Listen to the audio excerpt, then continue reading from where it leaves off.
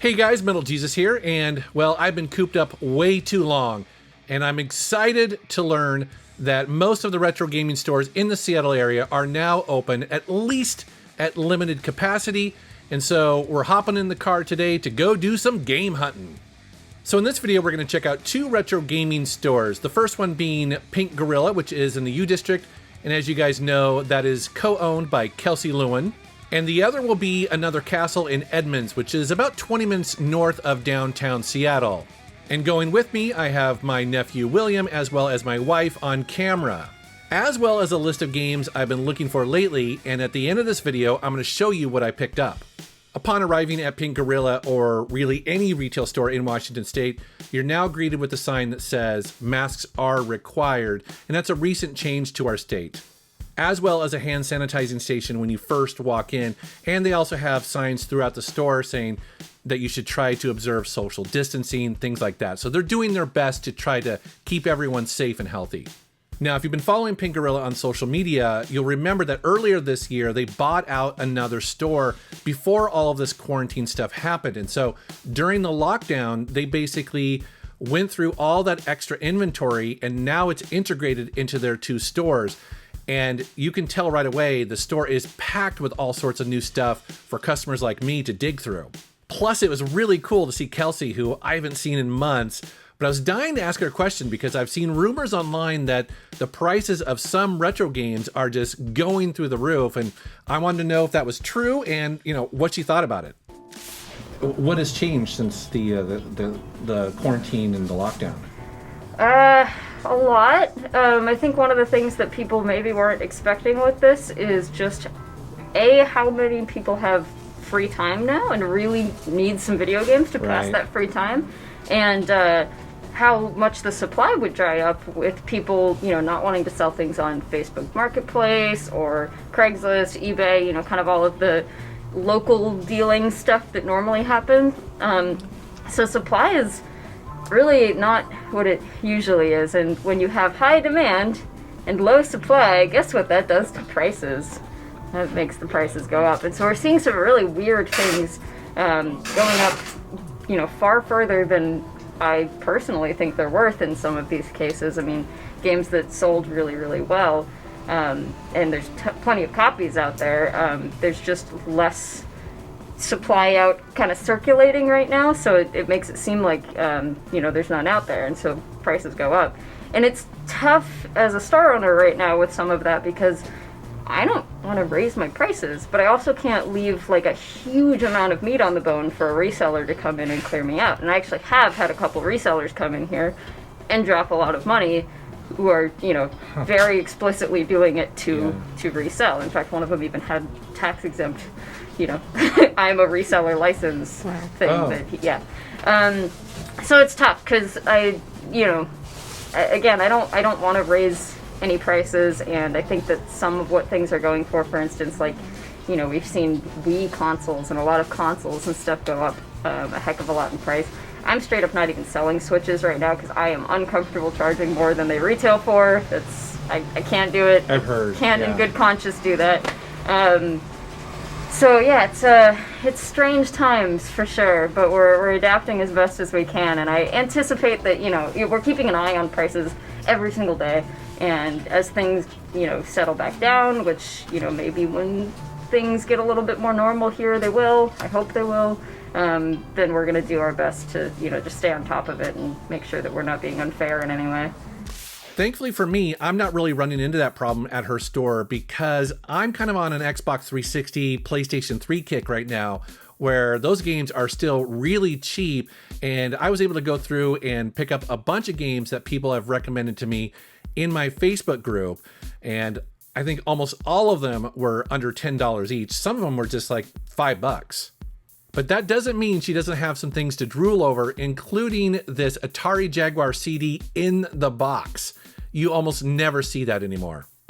All right, I did some damage at Pink Gorilla, and now it's time to head north to Another Castle. And like I mentioned previously, I will show you all the games I picked up at the end of this video. And just like at Pink Gorilla, at another castle, you're greeted with a sign that says that you need to wear a mask to get in, as well as try to stay 6 feet apart. Also, at this store, they're trying to limit people to about 20 minutes inside. They do that primarily because a line can build up of people outside of the store trying to get in, and they want to make sure that, people aren't just hanging out if they don't need to. And again, I'm kind of struck by just how much inventory is packed on the shelves. It's like they've been spending the last couple months going through their back rooms and cleaning all of this inventory that maybe they just didn't have time to put out before. So it's pretty exciting to dig through a lot of this stuff. It was here they spotted something really unusual in their case where they keep a lot of their expensive games. Check this out. This is NCAA Football 14, and it costs $150. Now, I understand this game is a bit of a special case because it's the last NCAA game to come out, and it's been getting really popular to watch on Twitch, and I guess fans have continued to keep the roster updated. Plus, I guess the previous year is also collectible, and so are some of the Tiger Wood games. It's funny because I assumed that all sports games were $1 to $5 max, and here's one that is just, wow, crazy expensive.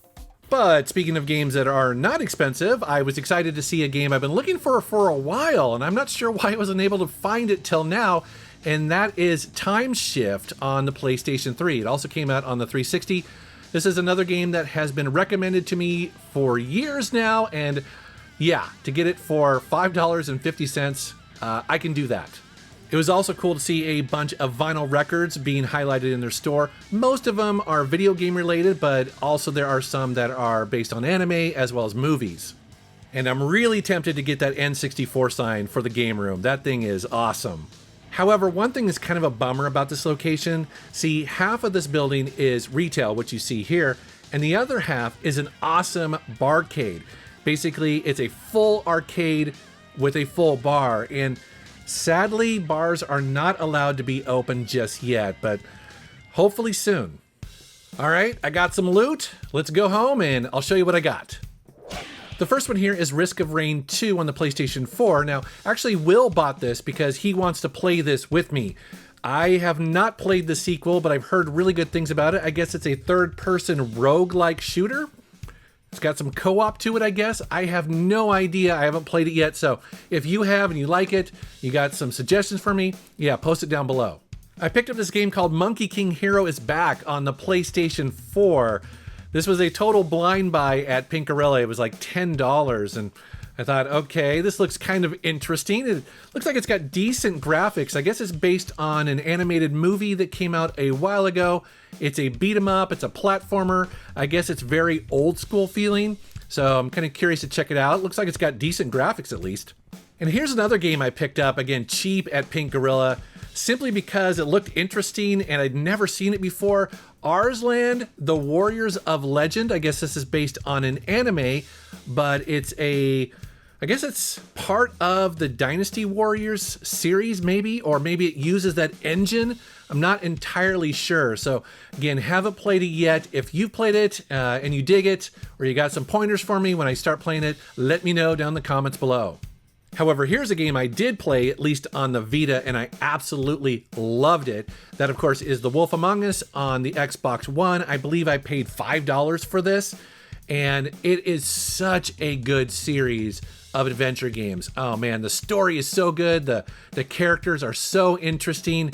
If you haven't played The Wolf Among Us, I highly recommend it. And then here's two Xbox 360 games that I've heard of, but for whatever reason I didn't have in my collection. I've never played them before. That, of course, is The Army of Two and Kane and Lynch Dead Men. Now, both of these are third-person shooters, and they're really set up to be co-op shooters. And so I wanted to get these because I want to play these with Will. I thought that'd be pretty fun. I'm not sure which one to start with, though. So if you have a preference, let me know down in the comments.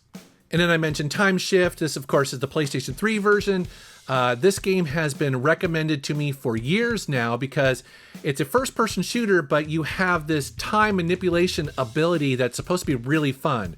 Now, at the time, this game didn't review very well, and I'm not expecting, the best shooter of all time, but I do think it's pretty interesting. For $5, if I play it for 5 hours, I've got my money's worth. I also picked up these Pac-Man games for the 360, and the reason why I picked these up, well, it's because Joe from GameSack did a video on these probably a couple months ago, and I'd seen them before, but I didn't know anything about them, and actually he kind of liked them. So this was one that was like, yeah, you know, for about $5, sure, I'll check them out. And here we have another 360 game called Greg's Hastings Paintball 2. Now, the reason why I picked this up is because I played the original on the Xbox, the original Xbox, and that's actually kind of a fun first-person shooter. So I saw that there was a sequel. I had no idea. I've never played this before, but again, such a cheap game that even if I get a couple hours out of it and a couple laughs, I'm fine with it. As well as Bionic Commando, again on the 360. So been on a serious 360 kick, just trying to pick up some games that I kind of missed the first time around, and I don't know if this game is any good or not. I watched a trailer for it, and honestly, it kind of reminds me of Spider-Man. Now, obviously, I'm familiar with the original arcade version, but this one's full 3D, and yeah, it kind of looks like a Spider-Man game. So I don't know. Let me know down in the comments if it's actually good. All right, guys. Well, that is my day out game hunting in Seattle after months of being inside. And it's been glorious, as you might expect. But there are probably 7 or 8 other retro gaming stores that I could hit up. So if you like this video, let me know, because there are many more stores to explore and lots of games to potentially pick up. All right, guys. Thank you very much for watching. Thank you so much for subscribing, and take care.